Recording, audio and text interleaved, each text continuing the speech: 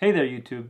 So over the last several years, the popularity of using a hunting app has become more and more popular.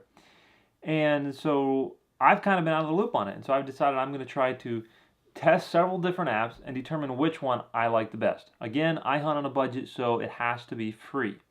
The first one that I've started with is the HuntStand app.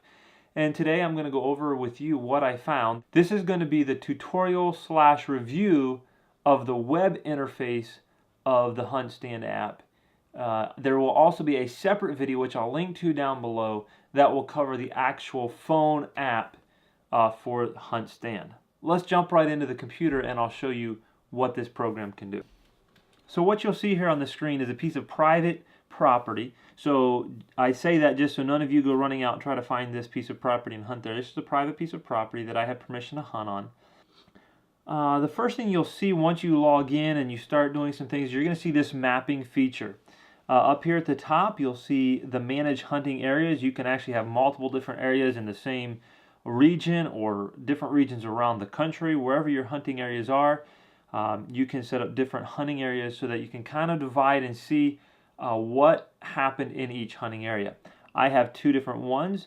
This particular one is a Christian camp that owns some property. And so this is called Servant's Heart Camp. If you can click on Manage Hunting Areas, you'll see that there's some other hunting areas available to me. I also have some state game lands mapped out with some different waypoints marked there as well. So let's go over some of the features of this particular mapping portion of the program.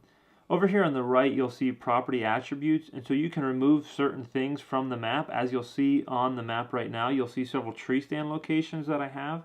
I could come over here and I could click on them and I could remove the fact that those are all ladder stands. And so you're able to select what you actually want to see. You may get to the point where you have way too many scouting markers marked on your map, and you need to actually clear some of them out so you can look for only certain parts. You can also go from the filter map features to the map feature list, and then you can just see an actual list of the different marks that you've made on your map. And so as you'll see here, here's my dad's ladder stand. If I click on it, it shows me right where that is, gives me a location of it, my brother-in-law's ladder stand. Also, you can edit these by clicking right here on this edit button, and it brings it up. And now here's a place where you can actually upload a photo. You can upload a YouTube video perhaps of something that happened. If you shot something out of that stand and you want to upload a video, you can link right there to that video. And so that's a great way to do it. And you can add a description of the ladder stand if you want to, say where it is. One of the really great features of this mapping system is actually to come over here and you can hit check to activate property boundaries. As soon as I click that, you can see that all the different property boundaries will appear on this map. I can click on any particular parcel and it will show me the perimeter in miles. It will show me the acres, and it will also show me the owner.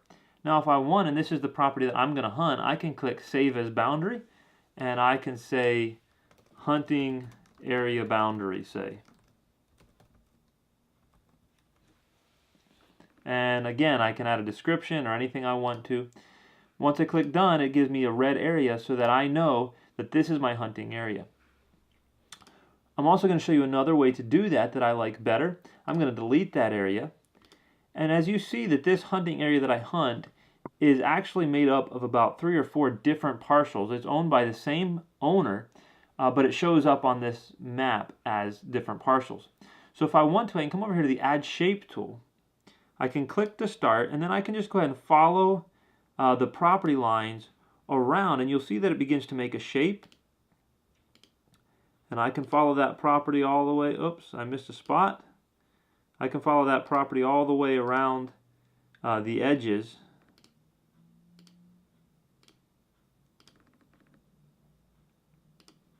And when I'm done, I double click, and then I can just set that it's a boundary, and it will automatically bring up that red line. And I'm going to call this SHC Boundaries, and hit done. And now I have my boundaries there in red. This is really helpful. The state game lands that's nearby, to me, that I like to hunt, has the same situation where there's multiple parcels that make up this one piece of state game land. And so instead of setting the boundaries by clicking on each individual parcel, using this tracing tool is a lot better, but you do kind of have to know where the boundaries are. But it does make it so that you don't have a lot of lines dividing up those properties, you just have the outer perimeter. And let's go over some of the other features of this mapping system. Up here there's add icon, and I can click that and I can add anywhere that I want to, and then I can choose exactly what's there. It might be a structure. In this particular case, there is actually a structure right there, okay, and I could name this shed. Again, I could add a photo if I wanted to. I could add a YouTube video description. I don't need to do any of that. And so now, as you'll see on my map, I've added that building. Again, adding those icons, there's all different kinds. You can do any kind of scouting. You can mark your trail camera, your bait pile, the fact that you saw tracks there, bedding. You can also use this from your phone or from your computer to mark blood trails, a place you may have, if you're tracking a deer that you've wounded. And so there's just a lot. You can also go down here for turkey if you want to use this for turkey as well. Over here we have the add shape. And so I might do that, for instance, if I know there's a small pond, I might just trace out the shape of that pond and double click to finish, and I'll mark it as water. We can come over here to modify map feature, and there's all kind of things that we can do, but one thing we can do is just modify. Once you click edit, you can select something like these lines, and it gives you the opportunity to maybe stretch or move the lines a little bit if you need to. You can move around different waypoints if you need to. This would just be, you can edit anything that you need to. You can rotate it, you can move it. This next feature is pretty cool. You click on location and elevation, and you can click, and it will give you the exact latitude and longitude. Say you're scouting on this app, you're just looking at the aerial images. You can then maybe put those coordinates in your GPS and go actually scout it in person. It also gives you the elevation of, in this case, 1,600 feet, but it'll give you the elevation, and you can kind of click around and see what kind of elevation you're dealing with down there at 1,600 feet. If I go up here, I'm sorry, I'm off that tool again, but if I go up here, 1,700 feet, so I know that I've got about 200 feet of elevation gain in this distance right here. The next tool is a measuring tool. You can click on this and say I'm going to walk this trail that I know comes right up through here, and I'm going to come up to this opening, and I'm going to follow that trail around all the way to this little field up at the top. When you get done, you double click, and it gives you a nice distance in meters, yards, and miles, so it's between 1/2 and 3/4 of a mile there. It also gives you an elevation chart, so I know that I'm going to start at 1596, and by the time I'm all the way at the top, I'm going to be at 1751, so I've got over 250 feet of elevation gain there. So that's a nice little way to just measure a line. You can also measure an area by using the measure area tool over here. Again, it's the same thing as the rest, but say I just wanted to measure this one small area back here. I'm going to make a square. That particular area is almost 28 acres. It gives you all of the information you want to know, and you can measure it out that way. The last thing I'm going to point out here, this is not intended, again, to be a comprehensive review. I just want to go over the basic features here, but is to go over the base layer. This is the satellite image coming from Google Earth. You can also hit terrain, which is a really nice sort of basic topographical map. You can sort of see this knob that's here. You can see the downward slope. You can see this little ravine that comes right up over here. You can tell that all of this is going to drain down into this lake. I got a nice hillside over here. This is a really great layout. I really like the look of this topographical map. Unfortunately, this is as far as you can zoom in. You can see I'm clicking. This is as far as I can zoom in and as most details you can get out of this particular map. But it still is a really nice overview to get the lay of the land. There's also regular street view. I'm not really sure what good that's going to do for most of us, but that's an option if you want it there. You can go to satellite view, or you can also go to hybrid view, which I believe is combining the street view and the satellite view. Again, it doesn't do a whole lot for me. This is all from Google Maps. You can come down and get some other maps, such as shaded, and this is going to be a different version of a topographical map. Really nice as well. I kind of prefer the Google version better, just showing you some different options here. You can also get the terrain. Again, just another version. This is maybe a little bit more detailed on some of the topographical maps, and so you can see that as well. There's a lot of great maps here. Also, if you'd like to, you can come down here and click on MapQuest, and you can also get MapQuest version of their satellite images, and so you might get a little different perspective, a little different view than you might get with Google Earth. That pretty much wraps up what I want to tell you about the mapping feature. So let's come back up here to the top and look at Harvest. And this is one feature that I really like about HuntStand, is that you can click on Harvest, and now you can look around and you can actually see on this particular part of the map where I've harvested different animals. So you can actually see I've harvested a couple of bucks up in this, actually very close to each other the last 2 years. If I was to click on this one, I've actually added a picture.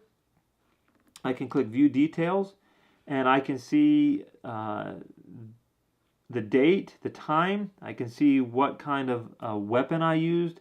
It's actually giving me some information about that particular day and time, the moon.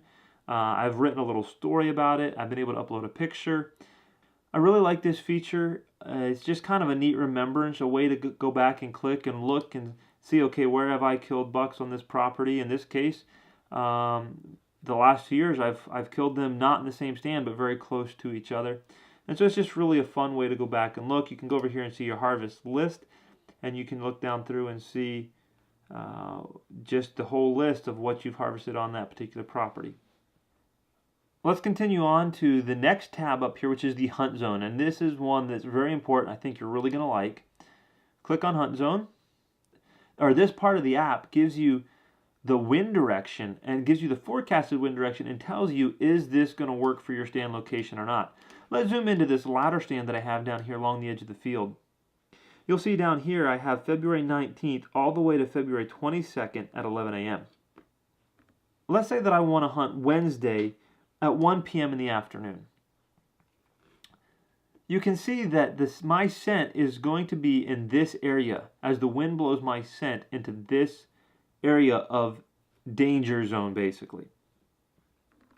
For me in this particular stand, that's actually a fairly good wind direction, as deer typically come off of this field off of this hill in the afternoon and down into the field. And so this would be great for me.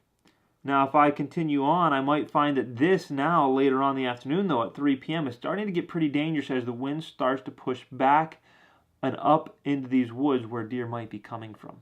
This is a great way to just kind of check the weather in advance, see what the wind is predicted to do. Of course, the wind doesn't always do what is predicted, but a great way to see what is predicted to do and if that wind direction is going to work for your stand. And the last tab would be the weather. We click on weather, and it's going to give us our current weather, again, our wind direction with a very similar circle look and the red zone, similar to what was on our Hunt Zone tab. It's also giving us predicted for today as well as tonight.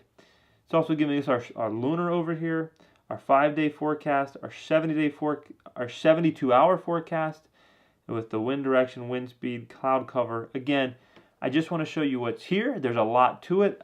I haven't gone real in depth in all of it, but I hope that this gives you an idea of the power of the HuntStand app and what it can do. I'd also encourage you to go check out my other video where we go over the actual phone app and we see what that part can and cannot do.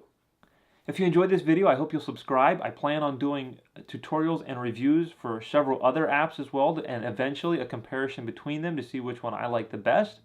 So if you enjoyed this video, I would encourage you to give it a thumbs up and subscribe. Let me know in a comment down below what you enjoyed about this video.